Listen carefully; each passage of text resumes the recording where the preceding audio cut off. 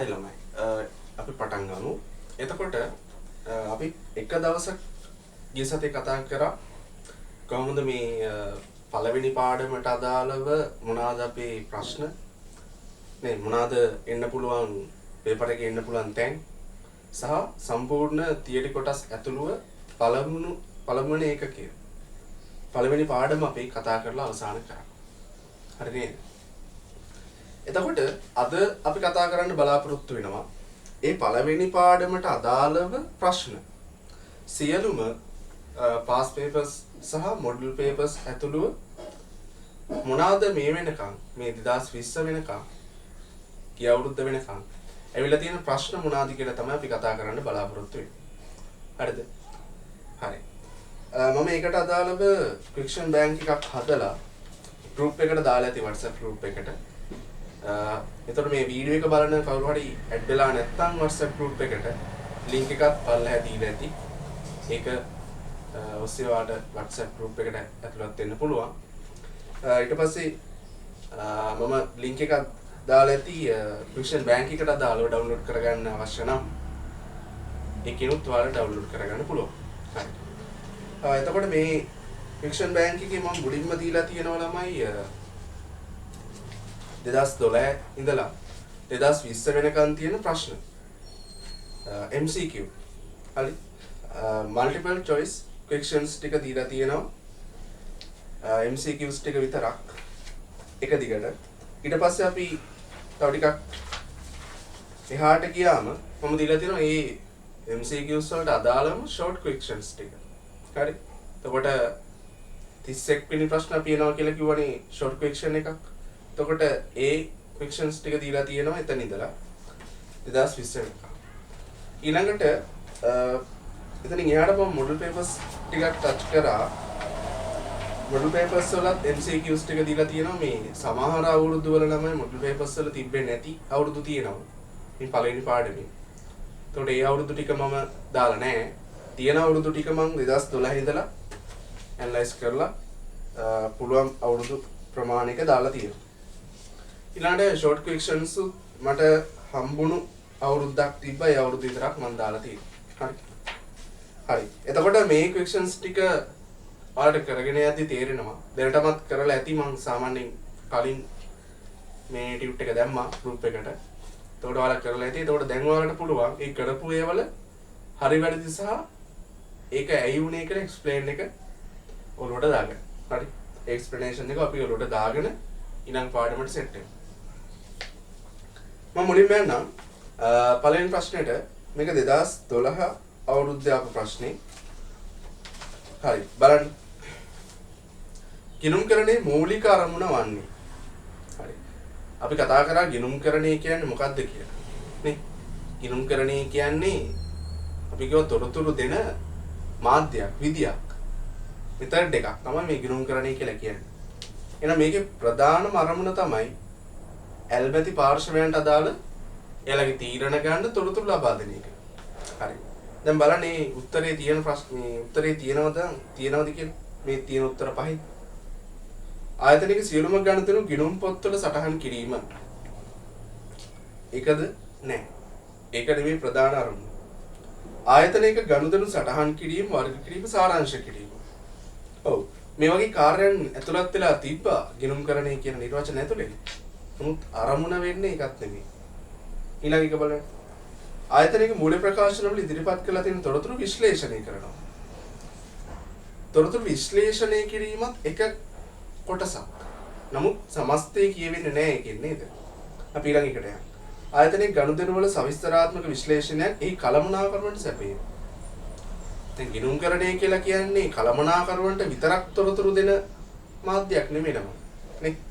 ගිණුම්කරණය කියන්නේ ඇල්මැති සියලු පාර්ශවයන්ට තොරතුරු දෙන්න ඕනේ. එහෙනම් ඒකත් අරමුණ කියවෙන උත්තරයක් නෙමෙයි. අන්තිම එක ආයතනයක් පිළිබඳ තොරතුරු ඒ තොරතුරු භාවිතා කරන පාර්ශවයන්ට තීරණ ගන්න සපයන. එතකොට ඒකේ සමස්ත නිර්වචනයක් අර්ථකථනයක් තියෙනවා. මොකද්ද? තොරතුරු තීරණයක් ගන්න අවශ්‍ය සියලු පාර්ශවයන් සපයනවා කියලා කියනවා නේ. එහෙනම් ඒ නිර්වචනය අපිට ගන්න පුළුවන්, ඒ උත්තරේ ගන්න පුළුවන්. එහෙනම් පළවෙනි ප්‍රශ්නෙට 2012 අවුරුද්දේ 5 වෙනි එක තමයි උත්තරේ. අපි යමු වෙන 2013 ප්‍රශ්නෙට. බලන්න. පහත දැක්වෙන කුමන ප්‍රකාශනයෙන් ආයතනයක මූල්‍ය ගණකාධිකරණයේ කාර්යභාරය වඩාත් හොඳින් විස්තර කරයිද? මූල්‍ය ගණකාධිකරණය. ඒ කියන්නේ මූල්‍ය ගිණුම්කරණය. අපි ගිණුම්කරණයේ ළමයි ප්‍රභේද දෙකක් යටතේ අඳුර ගන්නවා. එකක් තමයි මූල්‍ය ගිණුම්කරණය. අනිත් එක කළමනාකරණ ගිණුම්කරණය. Financial accounting and management accounting.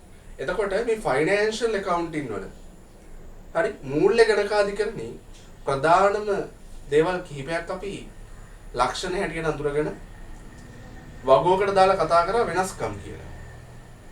මූල්‍ය ගිණුම්කරණය, කළමනාකරණ ගිණුම්කරණය වෙනස් වෙන විදිය. එතකොට මෙතන කතා කරනවා කාර්යභාරය ගැන මූල්‍ය ගණකාධිකරණය. එහෙනම් ඒ ටික ඔළුවේ තියාගෙන බලන්න ප්‍රශ්නෙට තියෙන උත්තර මොනවද කියලා. ඒ ආයතනයක ගනුදෙනු ගිණුම් පොත්වල වාර්තා කරයි. ගනුදෙනු ගිණුම් පොත්වල වාර්තා කිරීම ඒක සාමාන්‍ය සිද්ධියක්. මූල්‍ය ගිණුම්කරණයටම අදාළ වෙන සිද්ධියක් නෙමෙයි. ඒ ආයතනයේ ගනුදෙනු මූල්‍ය තොරතුරු වලට පරිවර්තනය කරයි. ගනුදෙනු මූල්‍ය තොරතුරු බවට පත් කරනවා. ඔව් වෙන්න පුළුවන්. මෙතන අහන්නේ හොඳම උත්තරය අපි දෙන්න ඕනේ මෙතනට. හරි. ඊළඟට එන්නේ. ඒ ආයතනයක වාර්ෂික විගණනය සඳහා මූල්‍ය ප්‍රකාශන පිළියෙල කරනු ලබයි. වාර්ෂික විගණනය සඳහා මූල්‍ය ප්‍රකාශන. ඔව්. මූල්‍ය ප්‍රකාශන පිළියෙල කරනවා. විගණනය කියන්නේ ඔඩිට් එකකට. ඔව් ඒක කරනවා.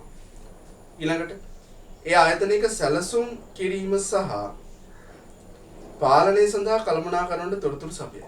ඒක නම් කරන්නේ නැහැ පුතේ. ඒක කරනවද? නෑ ඒක කරන්නේ නෑ. එහෙනම් කළමනාකරුවන්ට තොරතුරු ලබා දෙන්න වෙනම ගිණුම්කරණයක් තියෙනවා. ඒ කළමනාකරණ ගිණුම්කරණය. එහෙනම් අපිට ඒක අත්හැරලම දාන්න පුළුවන්. දැන් මෙතන ආන්නේ වඩාත් හොඳින් විස්තර කරන එක ළඟ යන්නේම තියෙන්න පුළුවන්. අවසාන එක බලන්න. ඒ ආයතනයක් පිළිබඳ ඇල්මක් දක්වන බාහිර පාර්ශවයන්ට සහ එහි කළමනාකරුවන්ට තීරණ ගන්න තොරතුරු සපයනවා.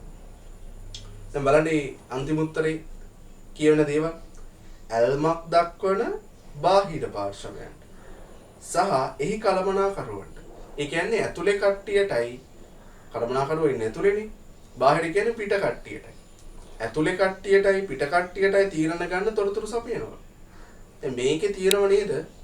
සමස්තය මේ මූල්‍ය ගිණුම්කරණය කියන නිර්වචනයේම ඇතුළත් වෙන සමස්තය හරය මේ උත්තරය ඇතුළේ තියෙනවා.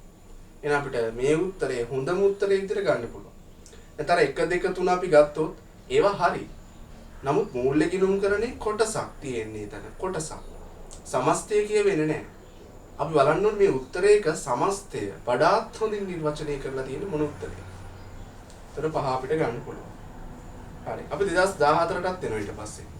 ඔයාලා දැනට කරලා තියෙනවා නම් හරි වැරදි බලන්න. පළවෙනි ප්‍රශ්නෙට 5, දෙවෙනි ප්‍රශ්නෙටත් 5. තුන්වෙනි ප්‍රශ්නේ. මේක 2014 ප්‍රශ්නේ. බලන්න. පහත දැක්වෙන කුමන ප්‍රකාශනයක් ආයතනික ගිණුම්කරණයේ කාර්යභාරය වඩාත් හොඳින් විස්තර කරනවා. දැන් මෙතන මූල්‍ය කියලා කොටසකුත් නැහැ, කළමනාකරණ කියලා කොටසකුත් නැහැ. මේක තියෙන්නේ ගිණුම්කරණයේ කාර්යභාරය. නම් පටලව ගන්න එපා. හොඳට ප්‍රශ්නේ කියවන්න. හොඳට ප්‍රශ්නේ කියවන්න. ගිණුම්කරණයේ කාර්යභාරය. බලන්න එක. ඒ ආයතනයක් ගනුදෙනු සහ සිද්ධි මූල්‍ය පදනම මත මනිනවා. මනිනවා කියන එක අපිට ගිණුම්කරණයේ නිර්වචනය කරද්දී ආවා. මතකද? ඒක ආවා. හැබැයි මනිනවා කියන්නේ එක කාර්යයක් විතරයි ළමයි. හරි? සමස්තය නෙමෙයි. මෙතනින් අහන්නේ වඩාත් හොඳින්. හොඳයි. දෙවෙනි එක. ඒ ආයතනයේ මූල්‍ය තොරතුරු ඒ කළමනාකරුවන්ගේ භාවිතය සඳහා විශ්ලේෂණය කරනවා. ආයතනයේ මූල්‍ය තොරතුරු කළමනාකරුවන්ගේ භාවිතය සඳහා. නේද? ඒක කළමනාකරුවන්ට විතරක් නෙමෙයි. ඇල්මැද සියලුම පාර්ශව කිව්වනම් අපිට ඒක ගන්න තිබ්බා. මොකද දැන් අපි මේ ගිණුම්කරණයේ එක ප්‍රභේදයක් ගැන නෙමෙයි මේ ප්‍රශ්නේ කියන්නේ. සමස්තය. සමස්ත ගිණුම්කරණය. ඒකත් වැරදි. 3 ඒ ආයතනයේ ගනුදෙනු සිද්ධීන් ගිණුම් පොත්වල වාර්තා කරනවා. ඔව් ඉස්සෙල්ලා වගේම පළවෙනි උත්තරේම මනිනවා වාර්තා කරනවා. ඒ කියන වචන දෙකම ගිණුම්කරණය ඇතුලේ තියෙනවා. නමුත් වෙන වෙනම කොටස් දෙකක්. අපිට ඕනේ එක හොඳ අදහසක්. සමස්තයක්. ඒ ආයතනයේ තොරතුරු ඒ පිළිබඳ ඇල්මක් දක්වන පාර්ශවයන්ට තීරණ ගන්න සපයනවා. ඒක ගොඩක් දුරට නිවැරදි ළමයි. දැන් සාමාන්‍ය ගිණුම්කරණයේ වෙන වැඩේනේ ඕක. ප්‍රධානම දේ ආයතනයේ ඇල්මක් දක්වන පාර්ශවයන්ට තීරණයක් ගන්න තොරතුරු දෙනවා. ඒක තමයි වෙන්න ඕනේ. හරි. අවසාන එක ඒ ආයතනයේ සම්පත් භාවිතා කිරීම පිළිබඳ තොරතුරු ඒ කළමනාකරුවන්ට සපයන. වැරදි. කළමනාකරුවන්ට විතරක් නෙමෙයි සියලුම දෙනාට. එහෙනම් හොඳම උත්තරේ අපිට ආයේ මොකෙන්ද? 4 වෙනි එක. එහෙනම් 3 වෙනි එකට උත්තරේ 4. 4. හරි. අපි 4 වෙනි ප්‍රශ්නයට යමු. මේක 2015 ප්‍රශ්න පත්‍රයක්. ප්‍රශ්න පත්‍රයෙන් ගාපු මේ දාපු මේ ප්‍රශ්නය. පාදකයේ කුමන ප්‍රකාශනය ආයතනයේ මූල්‍ය ගිණුම්කරණයේ මූලික කාර්යභාර සම්බන්ධයෙන් වැටි තියෙනවා. මූල්‍ය නම් ඔනිත් ඔක්කොම සමස්තය අමතක කරලා මූල්‍ය කියන එක උඩට ගන්න. එක ආයතනයේ ගනුදෙනු මූල්‍ය පදනම මත ගිණුම් පොත්වල වාර්තා කරනවා. ගනුදෙනු මූල්‍ය පදනමක් මත වාර්තා කරනවලු. හරිද? ඔව් හරි. හැබැයි මෙතන අහන්නේ මූලිකම කාර්යභාරය හොඳම උත්තරේ. ඒ ආයතනයක කළමනාකරුවන්ගේ භාවිතය සඳහා විශේෂිත පරමාර්ථ මූල්‍ය වාර්තා පිළියෙල කරයි. මොන පිස්සුද? එහෙම එකක් අපි ඉගෙන ගත්තේ නැහැ. එහෙනම් ඒක අයින් කරලා දාන්න පුළුවන්. වැරදි. ඒ ආයතනයක් පිළිබඳ ඇල්මක් දක්වන පාර්ශවයන්ගේ භාවිතය සඳහා පොදු පරමාර්ථ මූල්‍ය වාර්තා පිළියෙල කරනවා. හරිද? ඔව් හරි. පොදු පරමාර්ථ මූල්‍ය වාර්තා පිළියෙල කරනවා අනිවාර්යයෙන්. මූල්‍ය ප්‍රකාශන කට්ටලය කියන්නේ ඒකනේ. මූල්‍ය ප්‍රකාශන කට්ටලේ අපි කොටස් 5ක් ඉගෙන ගත්තා. මොනවාද කොටස් 5? එකක් තමයි ආදායම් ප්‍රකාශනය, අනිත් එක මූල්‍ය තත්ත්ව ප්‍රකාශනය, හිමිකම් වෙනස් වීම ප්‍රකාශනය, නේද? ඊළඟට මුදල් ප්‍රවාහ ප්‍රකාශනය සහ ගිණුම් ප්‍රතිපත්ති හා සටහන්. අන්න ඒ සෙට් එකම අපි ඉගෙන ගත්තේ මොනවාද? පොදු පරමාර්ථ මූල්‍ය ප්‍රකාශන. පොදු පරමාර්ථ මූල්‍ය ප්‍රකාශන. ඊළඟට 4 වෙනි උත්තරේ බලන්න තමයි. ඒ ආයතනයක අයිතිකරුවන්ට තීරණ ගන්න අතීත සහ අනාගත තොරතුරු සපයනවා. මූල්‍ය ගිණුම්කරණයෙන් අතීතයි අනාගතයි දෙකක් සපයනවද? නෑ. හොඳට බලන්න. හොඳට බලන්න ටියුට් එක ගිහිල්ලා. එහෙම කියන්නේ නැහැ. එහෙනම් අතීත තොරතුරු විතරයි මූල්‍ය ගණකාධිකරණය නැත්තම් මූල්‍ය ගිණුම්කරණයෙන් සපයන්නේ. එයා ආයතනයක වාර්ෂික විගණනයට අවශ්‍ය තොරතුරු සපයනවා. මූල්‍ය තොරතුරු සපයනවා. ඒක හරි. නමුත් මෙතනන් මූලික කාර්යභාරය. එහෙනම් මූලික කාර්යභාරය අපිට ගන්න පුළුවන් 3 වෙනි උත්තරේ හැටියට. 3 වෙනි උත්තරේ තමයි නිවැරදිම උත්තරේ. නිවැරදිම උත්තරේ. එතකොට වඩාත් නිවැරදි පිළිතුර වෙන්නේ 4 වෙනි එකට 3. හරි. ඊළඟට අපි එනවා 5 වෙනි ප්‍රශ්නේ 2016 අවුරුද්දේ ප්‍රශ්නේ. පහත කුමන ප්‍රකාශනයෙන් ආයතනයක ගිණුම්කරණයේ ප්‍රධාන අරමුණ වඩාත් හොඳින් විස්තර කරනවාද? ගිණුම්කරණයේ ප්‍රධාන අරමුණ. හරි. වෙන අරමුණක් නෙමෙයි, කළමනාකරණ මූල්‍ය මුකුත් නෙමෙයි, ගිණුම්කරණයේ අරමුණ. ආයතනයේ ගනුදෙනු මූලික පොත්වල සටහන් කිරීම. හරි. නමුත් හරිම කියන්නේ සමස්ත උත්තරේ නෑ එතන. ආයතනයේ ගනුදෙනු මූල්‍ය වාර්තා පිළියෙල කිරීම සඳහා සටහන් කිරීම. හරිද? ඔව්. හරි. වාර්තා කිරීමනේ. එක කාර්යයක් විස්තර කරනවා. ඊළඟට ආයතනයේ මූල්‍ය වාර්තා ගිණුම් කරන ප්‍රමිත පදනම පිළියෙල කරනවා. හරි. ඒකත් හරි.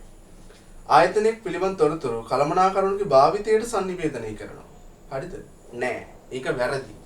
ඒක අයින්ම කරලා දාන්න පුළුවන් අපිට. ඒක ඇවිල්ලා කළමනාකරන ගිණුම්කරණය වෙන දෙයක්. ඊළඟට ආයතනයක් පිළිබඳ ඇල්මක් දක්වන පාර්ශවයන්ට තීරණ ගන්න තොරතුරු sannivedanaya කරනවා. මේක තමයි අපි අරමුණ හැටියට ඒක ඉගෙන ගත්තේ නේද? ප්‍රධාන අරමුණ විදියට ගිණුම්කරණයේ අරමුණ කියලා අර කොටු කරලා highlight කරලා ඉගෙන ගත්තේ මෙන්න මේ උත්තරේ. එහෙනම් ඉන්නේ 5 වෙනි උත්තරය. 5 වෙනි එකට 5 වෙනි උත්තරේ. 6. 2017 ප්‍රශ්නේ බලන්න. ආයතනයක මූල්‍ය ගිණුම්කරණයේ මූලික අරමුණ. මූලික අරමුණ මොකක්ද කියලා. හරි. එතකොට 2017 ප්‍රශ්නේ බලන්න ආයතනයක මූල්‍ය ගිණුම්කරණයේ මූලික අරමුණ. මූල්‍ය. තීරණ ගැනීමට කළමනාකරුවන්ට තොරතුරු සැපයීමයි. තීරණ ගැනීමට තොරතුරු සපයන එකද? ඊළඟට ආදායම් මත බදු අය කිරීම සහ රජයට තොරතුරු සැපයීම. ඔව් ඒක ගන්න පුළුවන්. මොකද රජය කියන්නේ බාහිර පාර්ශවයක්. ඒතර බාහිර පාර්ශවයන් තොරතුරු සපයන එක ගන්න පුළුවන්. හරි. නමුත් මූලික අරමුණ මොකක්ද කියලා තමයි අහන්නේ. 3 වෙනි එක මූල්‍ය ප්‍රකාශන පිළිබඳ මතයක් පළ කරන්න විගණකවරුන්ට තොරතුරු සපයන. නෑ ඒක මූලික අරමුණ නම් වෙන්න බෑ කොහොමද? හරි. මූලික ප්‍රකාශන ගිණුම් කරන ප්‍රමිත වලට අනුකූල වීම අධීක්ෂණය කිරීමට තොරතුරු සැපේ. ප්‍රමිත වලට අනුකූල වෙනවද කියලා බලනවා. නමුත් ඒකට තොරතුරු දෙන එකම නෙමෙයි ප්‍රධාන අරමුණ.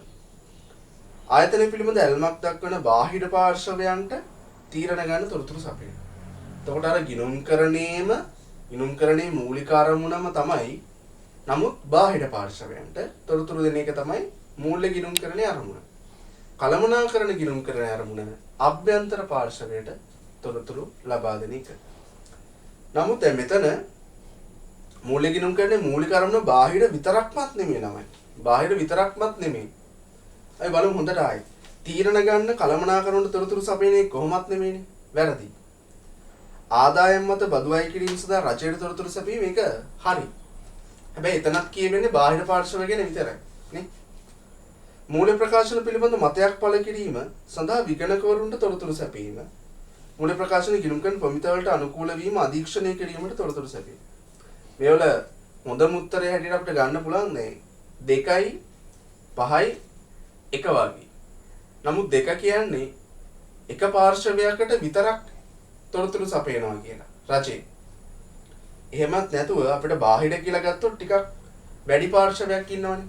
ඉතින් අපිට මේ උත්තරේ ගන්න පුළුවන්. පස්වෙනි උත්තරය මේ උත්තර වලින් නිවැරදි කියලා ගන්න පුළුවන්. නමුත් අභ්‍යන්තර පාර්ශවයක් හිටියා නම් හොඳයි. මොකද මූල්‍ය ගිණුම්කරණේ මේ දෙගොල්ලන්ටම තොරතුරු දෙනවා. හරි. 7 වෙනි එක 2018 ආයතනයක් විසින් පිළියෙල කරන පොදු පරමාර්ථ මූල්‍ය ප්‍රකාශන සම්බන්ධයෙන් කුමන ප්‍රකාශ නිවැරදි වේද? මොනවාද මේ පොදු පරමාර්ථ මූල්‍ය ප්‍රකාශන කියන්නේ? මූල්‍ය ගිණුම්කරණය ගැන තමයි කියන්නේ. පොදු පරමාර්ථ කියලා කියන්නේ ප්‍රසිද්ධ කරනවා කියලා කියනවා අපි. ඉස්සරහට ඉගෙන ගමු. මූල්‍ය ප්‍රකාශන ප්‍රසිද්ධ කරන මේ මූල්‍ය ප්‍රකාශන කට්ටලය ගැන තමයි මේ කියන්නේ. අර කියන අපි පහ ගැන ආදායම් ප්‍රකාශන මූල්‍ය තත්ත්ව හිමිකම් වෙනස් වීම. ඕ. එතන මේවා හදන්නේ කොහේ ගිණුම්කරණය යටතේද? මූල්‍යනේ.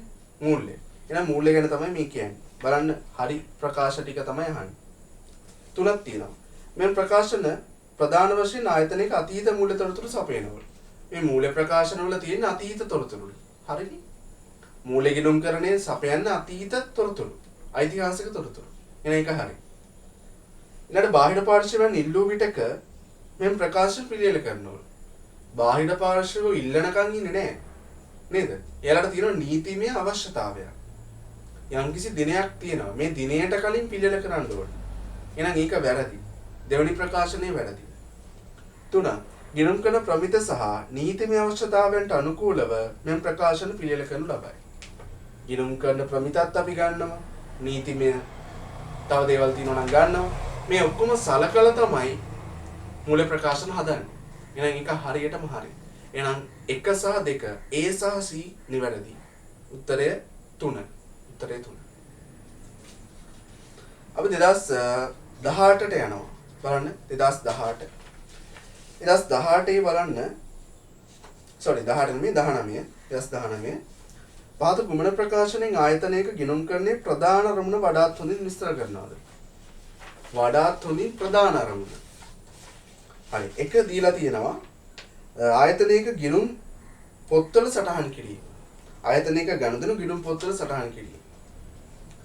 මේ අහන්නේ ගිණුම්කරණයේ ප්‍රධාන අරමුණ. නැතුව මූල්‍ය කළමනාකරණ කියලා බෙදලා නැහැ. එහෙනම් සමස්ත උත්තරයක් ඉපේ. මේක වැරදි. ඒක විතරක් ගන්න බෑ. වැරදි නෑ. ඒක විතරක් සම්පූර්ණ නෑ. මූල්‍ය ප්‍රකාශන පිළියෙල කිරීම සඳහා ආයතනයේ ගනුදෙනු සටහන් කිරීම. ගනුදෙනු සටහන් කිරීම විතරක් නෙමෙයි. සම්පූර්ණ නෑ. ගිණුම් කරන ප්‍රමිත වලට අනුකූලව ආයතනයක මූල්‍ය ප්‍රකාශන පිළියෙල කිරීම. ඒකත් එක්තරා කාර්යයක්. නමුත් ඒක සමස්තය නෙමෙයි. කළමනාකරණයේ භාවිතයට මූල්‍ය තොරතුරු sannivedanaya කරනවා. ඒක කොහෙත්ම නෑ. ඊළඟ ආයතනයක ඇල්මැති පාර්ශවයන්ට තීරණ ගන්න තොරතුරු sannivedanaya කරනවා. අන්න උත්තරේ. ඇල්මැති පාර්ශව වලට තීරණ ගන්න තොරතුරු sannivedanaya කිරීම. හරි. ඊළඟ 9 වෙනි එක බලන්න 2020 මේ පහුගිය අවුරුද්දේ ආපු මේ පේපර් එක ආපු ප්‍රශ්නේ. ආයතනයක මූල්‍ය ගිණුම්කරණයේ මූලික අරමුණ. නෛතික අවශ්‍යතාවයන්ට අනුකූලව මූල්‍ය අහන්නේ. නෛතික අවශ්‍යතාවයන්ට අනුකූලව ගනුදෙනු සටහන් කිරීම වාර්තා කිරීම, සටහන් කිරීමයි වාර්තා කිරීමයි. මූල්‍ය. ඔව්. ඒක අරමුණ කියන්න බෑ කාර්යයක්. ගෙනුම් කරන ප්‍රමිත වලට අනුකූලව පොදු පරමාර්ථ මූල්‍ය ප්‍රකාශන පිළියෙල කිරීම. ඔව්. ඒක හරි. ඒක ඇතුළේ වෙන දෙයක්. වාර්ෂික බාහිර විගණනය සඳහා මූල්‍ය ප්‍රකාශන මගින් තොරතුරු සැපීම. ඒකත් හරි. ඒකත් කාර්යයක්. ඇල්මැති පාර්ශවයන්ට තීරණ ගන්න තොරතුරු සපයනවා. මෙතන අහන්නේ මූල්‍ය. ඇල්මැති පාර්ශවයන්ට තීරණය ගැනීම සඳහා තොරතුරු සැපයීම. හරි. ඒතර ඇල්මැති සියලු පාර්ශව වලට තීරණ ගන්න තොරතුරු දෙන්නේ නැහැ මූල්‍ය ගිණුම් කරන්නේ. හැබැයි බාහිර අභ්‍යන්තර දෙකම තියෙන හින්දා ළමයි එකත් ගන්න බැරි කමක් නැහැ නේද? එකත් පුළුවන්.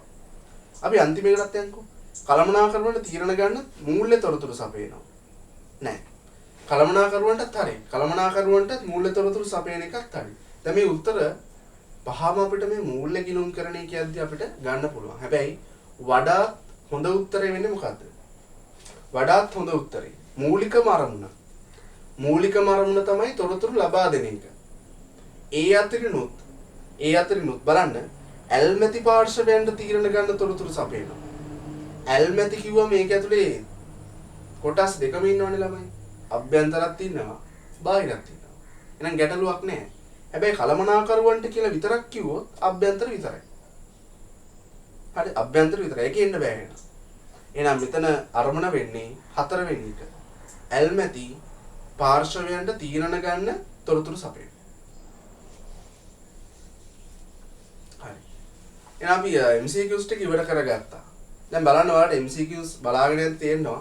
හැම MCQ ප්‍රශ්නයකම අවුරුදු වලට අපි කියොත් ගොඩක් තුරට අහලා තියෙන එකම ප්‍රශ්නේ. මම සාරාංශ කරන්නම්කො මොකද්ද ප්‍රශ්නේ කියලා. ගිණුම් කරන්නේ මූලික අරමුණ. එකක්. ගිණුම් කරන්නේ මූලික අරමුණ. ඕක අහලා තියෙනවා මුලින්ම. හරි. අපි පොඩක් එක දාගමු. මේ MCQ වල අහලා තියෙනවා. හරි. එක ප්‍රශ්නයක් තමයි ගිණුම් කරන්නේ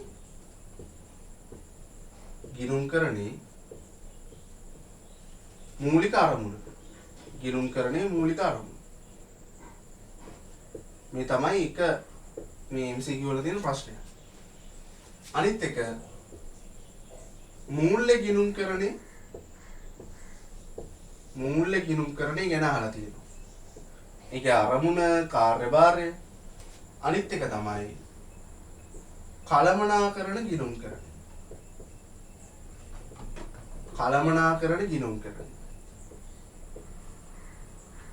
මේක ගැනත් අහලා තියෙනවා. අරමුණ කාර්යභාරය. ඔන්න ඔය සෙට් එක තමයි මේ MCQ වල ටෙස්ට් කරලා තියෙන්නේ. මේ අවුරුදු 10ක් පුරාවට. හරි. අවුරුදු 10ක් පුරාවට. හරි. අපි ඊළඟට යමු බලන්න. ඕකත් ඔළුවේ තියාගෙන මේ පාස් පේපර්ස් වල තියෙන ෂෝට් ක්වෙස්චන්ස් වලට. ඒවත් අවුරුදු 10ක අපි කරලා බලමු මොනවද තියෙන්නේ කියලා. 10 වෙනි ප්‍රශ්නය 2012ට මම ආයෙ එනවා මුලට 2012 මේක 31 වෙනි ප්‍රශ්නේ හැටියට අපි හඳුන්වන්නේ. දැන් අපි ඉස්සෙල්ලා කතා කරේ පළවෙනි ප්‍රශ්නේ හැම පේපර් එකේම පළවෙනි ප්‍රශ්නේ. දැන් 31 වෙනි ප්‍රශ්නේ. බලන්න. මේකේ කියන්නේ පහත සඳහන් අගයන්ට අදාළව මූල්‍ය ගිණුම්කරණයයි කළමනාකරණ ගිණුම්කරණය අතර වෙනස දක්වන්න. මූල්‍ය කළමනාකරණ අතර වෙනස. තොරතුරු භාවිතා කරන්න. මූල්‍ය ගිණුම්කරණයේ කවුද ළමයි තොරතුරු පාවිච්චි කරන්නේ? අභ්‍යන්තර බාහිර කොටස් දෙකම. එන ලියන්න. අභ්‍යන්තර සහ බාහිර පාර්ශව. ඒ කොටස් දෙකම තොරතුරු භාවිතා කරනවා. හරි. ඊළඟට කළමනාකරණ ගිණුම්කරණය. තොරතුරු භාවිතා කරන්නේ කවුද? අභ්‍යන්තර පාර්ශවයේ පමණයි. එන ලියන්න. අභ්‍යන්තර පාර්ශවය පමණි. ඊළඟට අපි ගන්න තොරතුරු වාර්තා කිරීමේ වාර ගණන. කොච්චර වාර ගණනට වරක්ද තොරතුරු වාර්තා කරන්නේ? මූල්‍ය ගිණුම්කරණය සාමාන්‍යයෙන් වාර්ෂිකව. අවුරුද්දකට කාර්තුවකට ගන්නත් පුළුවන්. අපි වාර්ෂිකව කියමුකෝ. නැත්නම් මෙහෙම කියන්න පුළුවන් කාලච්ඡේදයකට වතාවක් කියලා ලියන්නත් පුළුවන්. කාලච්ඡේදයකට වතාවක්. ඒතර කාලච්ඡේදයේ මාසිකව කාර්තුවක් අවුරුද්දක්. ඒ විදිහට. කළමනාකරණ ගිණුම් කරන්නේ පැත්තට આવොත් තොරතුරු වාර්තා කිරීමේ වාර ගණන වෙනස් වෙනවා. ආයතනෙන් ආයතනයට වෙනස් වෙනවා. ඒක කළමනාකරණයේ අවශ්‍යතාවයේ පරිදි තමයි වාර්තා කරන්නේ. එහෙනම් ලියන්න අවශ්‍යතාවයේ මත වාර ගණන වෙනස් වේ. අවශ්‍යතාවයේ මත වාර ගණන වෙනස් වේ. හරි. ඊළඟට 11 වෙනි ප්‍රශ්න 2013 අදාළ තීරුවේ ලකුණක් යොදමින් පහත ප්‍රකාශ සත්‍ය හෝ අසත්‍ය බව දක්වන්න. හරි. සත්‍ය හෝ අසත්‍ය බව දක්වන්න. ඒ කළමනාකරණ ගිණුම් කරන්නේ මූලික අරමුණ වෙන්නේ ව්‍යාපාරයක් පිළිබඳ ඇල්මක් දක්වන අභ්‍යන්තර පාර්ශවයන්ට ආයතනයක් පිළිබඳ තීරණ ගන්න තොරතුරු සැපයීමයි. හරිද? කළමනාකරණ ගිණුම් කරන්නේ මූලික අරමුණද මේ තියෙන්නේ? ඔව්. ඒක හරි. අභ්‍යන්තර පාර්ශවයට විතරයි තොරතුරු දෙන්නේ. එන එක සත්‍ය. B ආයතනික මුදලින් මනින්න පුළුවන් ගනුදෙනු පමණක් ගිණුම් පොත්වල සටහන් කෙරේ. කළමනාකරණ ගිණුම් කරන්නේ ගන්නේ මුදලින් මනින්න පුළුවන් තොරතුරු විතරද? නැහැ. එහෙනම් මුදලින් මනින්න බැරි තොරතුරුත් අපි ගන්නවා. එහෙනම් ඒක අසත්‍යයි. ඒක අසත්‍යයි. ආයතනික මුදලින් මනින්න පුළුවන් ගනුදෙනු විතරක් ගිණුම් පොත්වල සටහන් කරන්නේ නැහැ. sorry. මෙතන ළමයි මේ ගිණුම් කරන්නේ ප්‍රභේද කරලා නැහැනේ. නේද? මෙතන අහන්නේ සත්‍ය ප්‍රකාශකේ. එහෙනම් සත්‍ය ප්‍රකාශන නම් හරි. ආයතනික ගිණුම් පොත්වල වාර්තා කරන්න පුළුවන් මුදලින් මනින්න පුළුවන් තොරතුරු විතරයි. හරිද? දැන් අපි හිතුවේ කළමනාකරණ ගිණුම් කරන්නේ විතරක් කියලා. කළමනාකරණ ගිණුම් කරන්නේ විතරක් ගත්තොත් ඒක ඇතුලේ මුදලින් මනින්න පුළුවන් ඒවයි බැරි තොරතුරුයි දෙකම සැලකිල්ලට ගන්නවා. මූල්‍ය සහ මූල්‍ය නොවන. හරි. C ආයතනික තොරතුරු භාවිත කරන බාහිර පාර්ශවයෙන් තීරණ ගන්න විශේෂිත පරමාර්ථ මූල්‍ය ප්‍රකාශන සපයනු ලබයි. බාහිර කට්ටියට විශේෂිත පරමාර්ථය දෙන්නේ නැහැනේ. මොනවාද යාලට දෙන්නේ? පොදු පරමාර්ථ. අර මූල්‍ය ප්‍රකාශන කට්ටලේ තියෙන්නේ. අන්න ඒක තමයි දෙන්නේ. ඒක නම් අසත්‍ය ප්‍රකාශයක්. ආර්ථික තීරණ ගන්න සමාජීය අවශ්‍යතාවයන්ට ප්‍රතිචාර වශයෙන් ගිණුම් කරන්නේ විකාශනය වී ඇත. ඔව්. සමාජයත් එක්ක ඒක වර්ධනය වෙනවා. නේද? විවිධ පරිසර සාධකත් එක්ක ගිණුම් කරන්නේ වර්ධනය වෙනවා. එහෙනම් ඒක සත්‍යයි. 2014 ප්‍රශ්නට ගියොත් මූල ගිණුම් කරණයයි කළමනාකරණ ගිණුම් කරණය අතර වෙනස්කම් ආයෙ පාරක් දීලා තියෙනවා ඒක. දැන් 2012 මුලින්ම මේ මූල්‍ය කළමනාකරණය අතර වෙනස්කම් අහලා ආයෙ 2014ත් ඒක අහලා බලන්න. වාර්තා භාවිතා කරන පාර්ශව කවුද? ඉස්සෙල්ල එකමනේ අභ්‍යන්තර බාහිර මූල්‍ය ගිණුම් කරණය නම් කළමනාකරණ ගිණුම් කරණය නම් අභ්‍යන්තර පාර්ශව පමණයි. B පිළියෙල කරන වාර ගණන. කොච්චර වාර ගණනක්? සාමාන්‍ය වාර්ෂිකව තමයි මූල්‍ය ගිණුම් කරන්නේ පිළියෙල කරන්නේ. කළමනාකරණ ගිණුම් කරණය අවශ්‍ය වූ විට පිළියෙල කරයි. වාර්ෂිකව කියන්නත් පුළුවන් නැත්නම් කාලච්ඡේදයකට වතාවක් කියන්නත් පුළුවන්. මේ 2012 ආපු විදියමයි 14ත් අහලා තියෙන්නේ. ඊට පොඩක් වැඩි කරලා තියෙනවා. නෛතික අවශ්‍යතාවය අහලා තියෙනවා.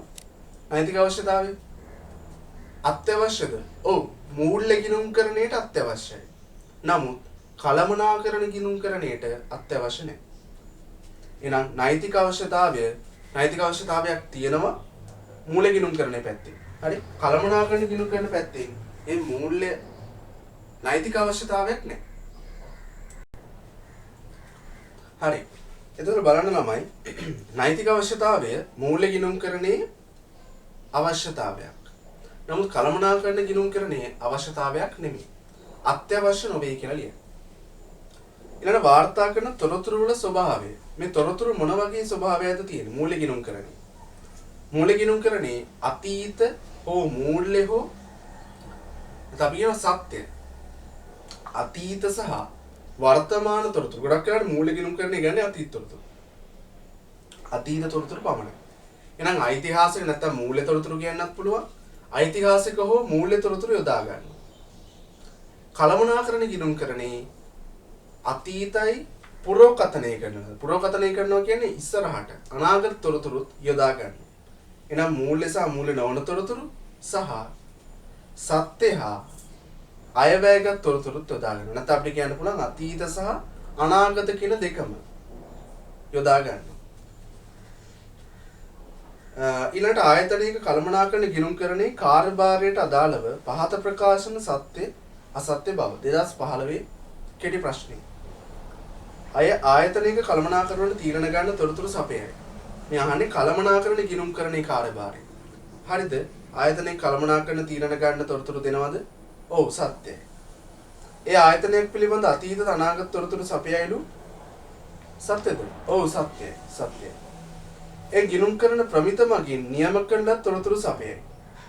ගිණුම් කරන ප්‍රමිත මගින් නියම කරන තොරතුරු සපයන්නේ නැහැ. කළමනාකරණ ගිණුම් කරන්නේ. එහෙනම් අසත්‍යයි.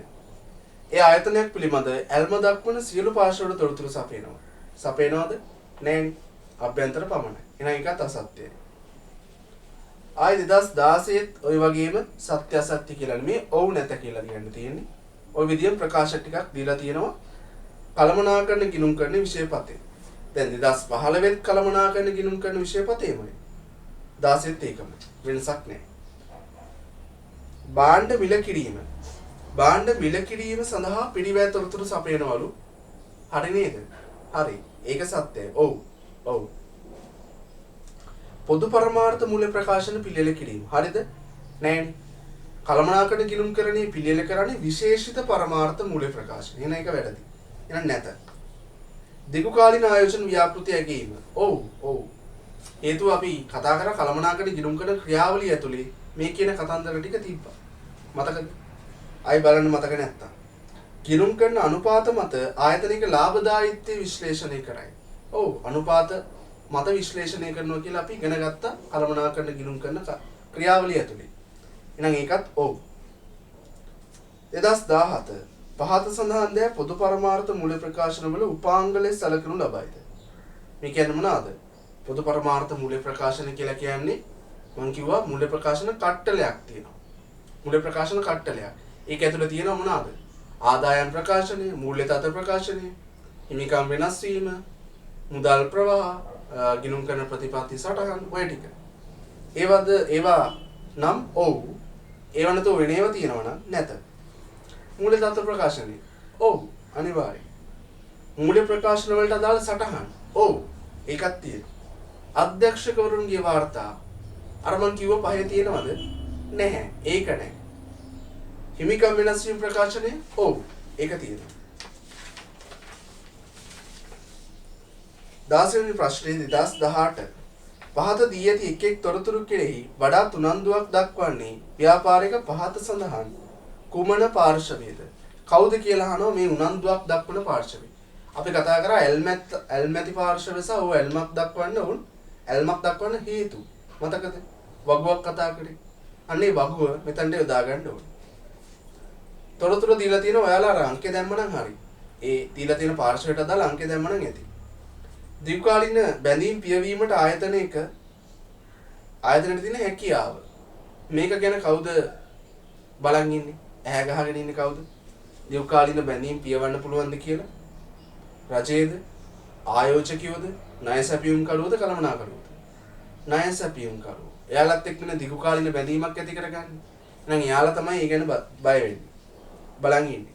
එහෙනම් තුන්වෙනි එක තමයි එන්න පළවෙනි එකට. ඒ වලට 3.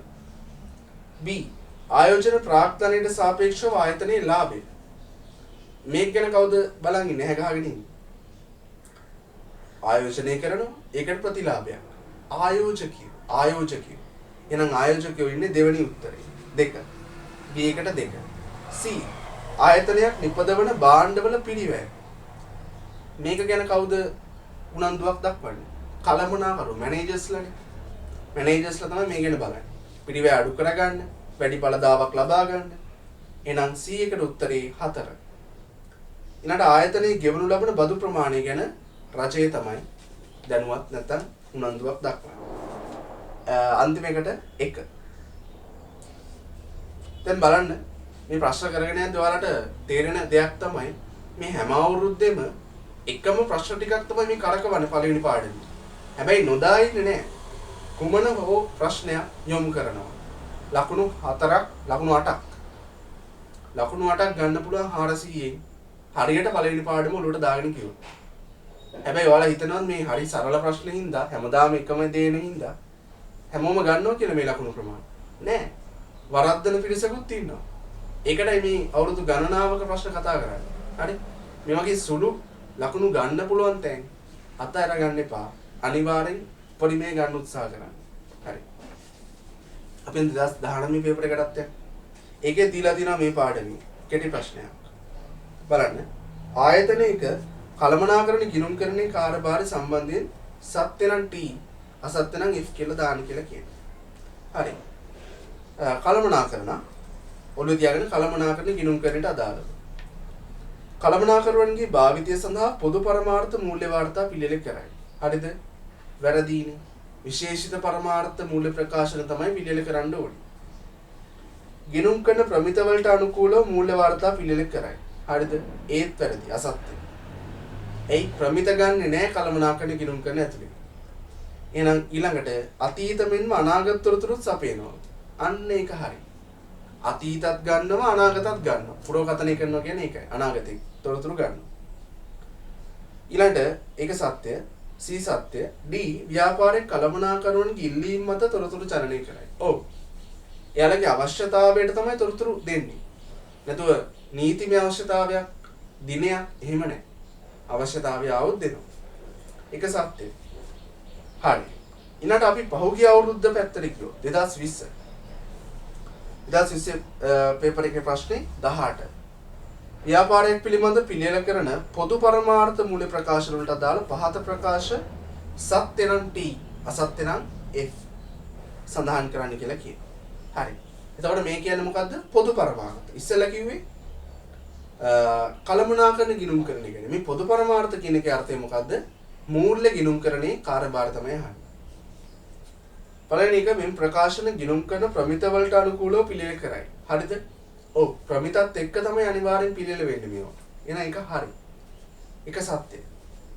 මෙම් ප්‍රකාශන මූලික වශයෙන් ව්‍යාපාරයට සම්පත් සපයන පාර්ශවවල භාවිතය සඳහා සකස් කෙරේ.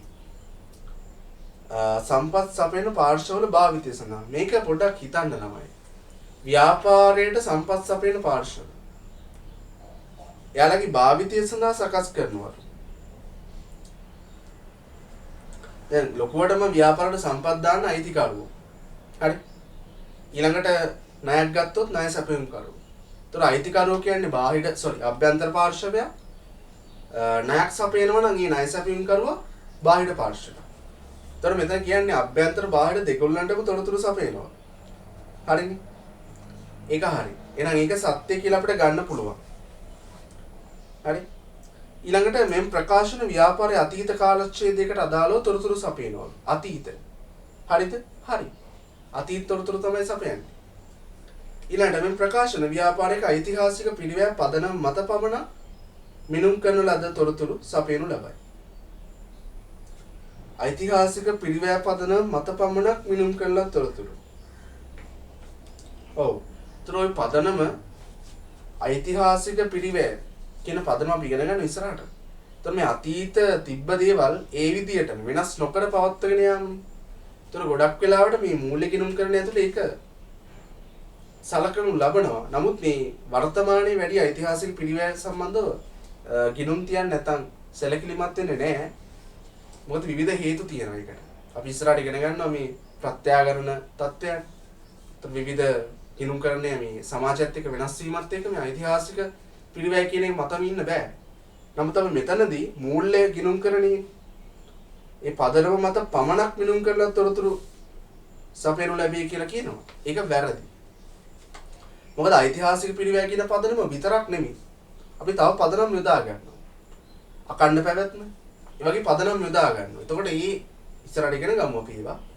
ඒ පදනම් යොදා ගන්න හින්දා මෙතනදී අපිට මේ උත්තරේ ගන්න බෑ. ඒක වැරදි. ඒක වැරදි. හරි. ඔන්න ඔය විදිහට තමයි පාස් පේපර්ස් වල අවුරුදු 10ක MCQ ටිකයි ෂෝට් ක්වෙස්චන් ටිකයි අපි කතා කරගෙන ගියේ. ඊළඟ මොඩල් පේපර්ස් පැත්තට එන්න ඕනේ. හරි. මොඩල් පේපර්ස් පැත්තට එන්න. හරි ළමයි. එතකොට බලන්න මොඩල් පේපර්ස් වලට යන කලින් අර අපි ඉස්සෙල්ලා ගත්තා වගේ මේ MCQs වල ප්‍රධාන වශයෙන් මෙන්න මේ මාතෘකා ටිකනේ කතා කරන්නේ. එතන මේ අපි ෂෝට් ක්වෙස්චන් වල ගත්තොත් ෂෝට් ක්වෙස්චන් වල අපිට මෙන්න මේ මාතෘකා ටික තමයි හම්බෙන්නේ. එකක් තමයි මූල්‍ය ගිණුම්කරණයයි කළමනාකරණ ගිණුම්කරණය අතර වෙනස්කම්. මූල්‍ය ගිණුම්කරණය සහ කළමනාකරණ ගිණුම්කරණය. මූල්‍ය ගිණුම්කරණය සහ කළමනාකරණ ගිණුම්කරණය අතර වෙනස්කම්.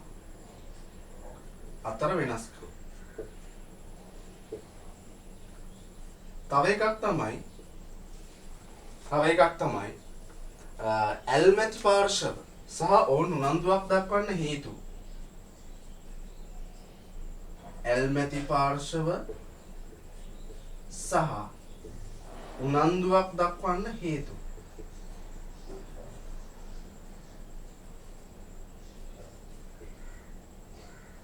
ඔන්න ඕකත් අපිට මේ ප්‍රශ්න වලදී හම්බුනේ.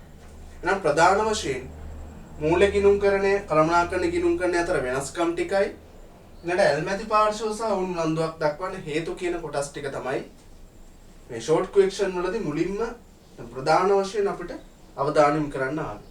තවර සත්‍ය අසත්‍ය ප්‍රකාශ ඒව ඇතුලේ තිබ්බ මේ තොරතුරු ටිකම තමයි. හරි.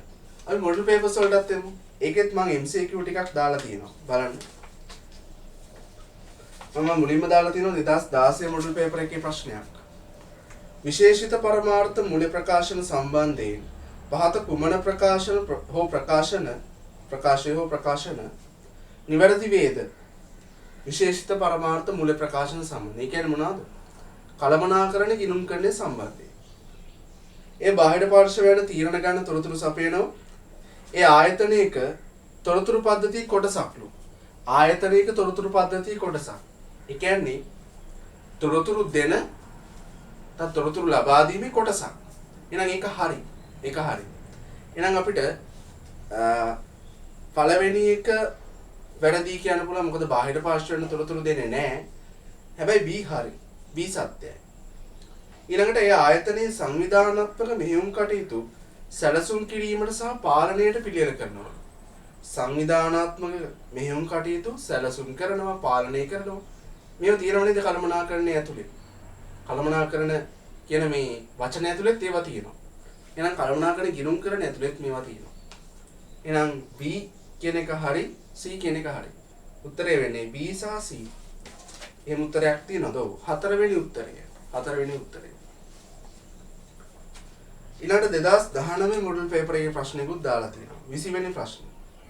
ව්‍යාපාරයක් පිළිබඳ උනන්දුවක් දක්වන පාර්ශවයන් හා එම පාර්ශව එසේ උනන්දු වෙන්න දක්වලා තියෙන හේතු නිවැරදිව ගලපන්න ඕනේ. හරි බලමු. අයිතිකරුවා ඇයි ළමයි උනන්දුවක් දක්වන්නේ? අයිතිකරුවා බදු ගෙවන්නේ ඇයිද පරීක්ෂා කරන්නද? නෑ. ව්‍යාපාරය අනාගත වර්ධනයටද? නෑ. රැකියාව සුරක්ෂිත බව? ඒත් නෑ. අකණ්ඩව භාණ්ඩ හා සේවා මිලට ගැනීම හැකියාව නෑ. ඒව වැඩක් නෑ. ආයෝජනයේ සරලන ප්‍රතිලාභයක් ලබා ගැනීම හැකියාව පරීක්ෂා කිරීම.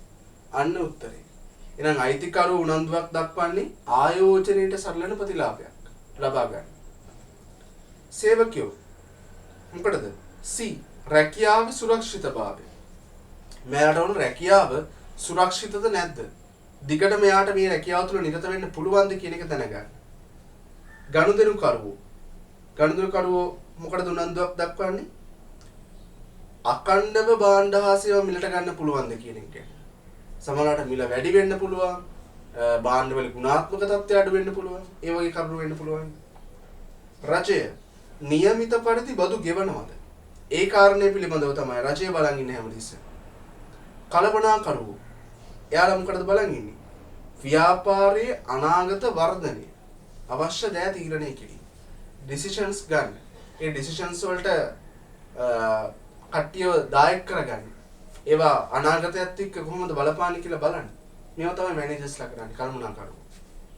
එහෙනම් උත්තරේ මොකද්ද? තුන්වෙනි උත්තරේ.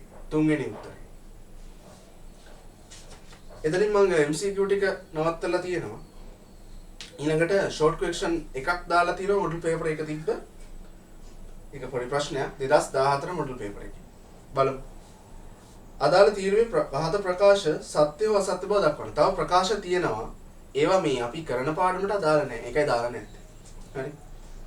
ඒ ගිණුම්කරණයේ මූලික අරමුණ ආයතනයක ගනුදෙනු පිළිබඳ සවිස්තරාත්මක විශ්ලේෂණය. ඒ කළමනාකරණයට සැපීමයි. ගිණුම්කරණයේ මූලික අරමුණ කළමනාකරණයට සැපීමද නැහැ. සමස්ත ඇල්මැති පාර්ශවයන්ටම සැපීම. එහෙනම් මේ ප්‍රකාශනය අසත්‍යයි. අසත්‍ය ප්‍රකාශනය. හරි. ඔන්න ඔය ටික තමයි මම ප්‍රශ්න විදියට දාලා තියෙන ටියුට් එකේ. ඒතර ඔයාලට දැන් අවබෝධයක් එනවා. පළවෙනි පාඩම. මේ ගිණුම්කරණයේ හායි අවශ්‍යතාවය කියලා මේ අපි ඉගෙන ගන්න පාඩම. මේ සරලව අපි ගිය වීඩියෝ එකකින් කතා කරා. සම්පූර්ණ තියරි කොටස් අවශ්‍යම තැන් ටික විතරක්. අවශ්‍යම තැන් ටික විතරක්. හරි. ඉතින් එහාට අපිට විභාගයේදී එක්සෑම් එකේදී ටෙස්ට් කරන්නේ නැහැ. ඒකයි. ඉතින් අපි එක්සෑම් එක ફોකස් කරලා මේ ක්ලාස් එක යන්නේ. එතකොට අපි එතන කතා කරේ එක්සෑම් එකම ටාගට් කරපු ප්‍රශ්න ටිකක්. ප්‍රශ්න ටිකට මේ තියරි කොටස් ටික. ඒ තියරි කොටස් වලින් අද දවසේ අපි කතා කරා පාස් පේපර්ස් සහ මොඩල් පේපර්ස්. මේ ආකාර දෙකේම තියෙන ප්‍රශ්න මොනවාද? ඒවට උත්තර දෙන්න පුළුවන්ද? දෙන්න ඕන පුළුවන් උත්තර මොනවාද? එන්න පුළුවන් විදි මොනවාද කියලාත් අපි බෙදාගත්තා. MCQ වලදී අහන්න පුළුවන් මේ ප්‍රශ්න තුන. ෂෝට් ක්වෙස්චන් වලදී මේ වගේ ප්‍රශ්න අහන්න පුළුවන්. පැහැදිලිද? එතකොට මේ තියෙන්නේ අපේ පළවෙනි පාඩමේ සාරාංශය. මේ තියෙන අපේ පළවෙනි පාඩමේ සාරාංශය. ගිණුම්කරණයේ මූලික අරමුණ. ඒක අනිවාර්යෙන් දැනගෙන ඉන්න ඕන. ඊළඟට මූල්‍ය ගිණුම්කරණය. කළමනාකරණ ගිණුම්කරණය. ඊට පස්සේ ඒවල තියෙන වෙනස්කම්. ඊට පස්සේ ඇල්මැති පාර්ශව කියන්නේ කවුද? ඒකවල ඇල්මක් දක්වන්නේ ඇයි? ඊළඟට ගිණුම් කරන ක්‍රියාවලිය ගැන මෙතන ප්‍රශ්නයක් තිබ්බේ නැහැ. මේ පාර දාන්න පුළුවන්. ගිණුම් කරන ක්‍රියාවලිය. ගිණුම් කරන ක්‍රියාවලියත් ඉතාමත් වැදගත් ප්‍රශ්නයක් එන්න පුළුවන් තැන. ඒ විදිහම මේ කළමනාකරන මූල්‍ය කියන දෙකටත් ගිණුම් කරන ක්‍රියාවලිය තියෙනවා. හරි? එතකොට මේ ක්‍රියාවලිය කියන එකත් දාන්න පුළුවන් තැනක් ප්‍රශ්නයක්. ගනුදෙනු සිද්ධීන් ඇතුළු. හරි? එතකොට මේක තමයි අපි පළවෙනි පාඩමේ සාරාංශය. උන් අපි පළවෙනි පාඩම කතා කරලා සම්පූර්ණ ඉවර කරා. හරි. දැන් ඔයාලට පුළුවන් ප්‍රශ්න මොන හරි තියෙනවා නම් කමෙන්ට් සෙක්ෂන් එකේ හරි නැත්නම් අපේ WhatsApp group එකට එකතු වුණොත් WhatsApp group එකේ හරි කැමති විදියට messages දාන්න.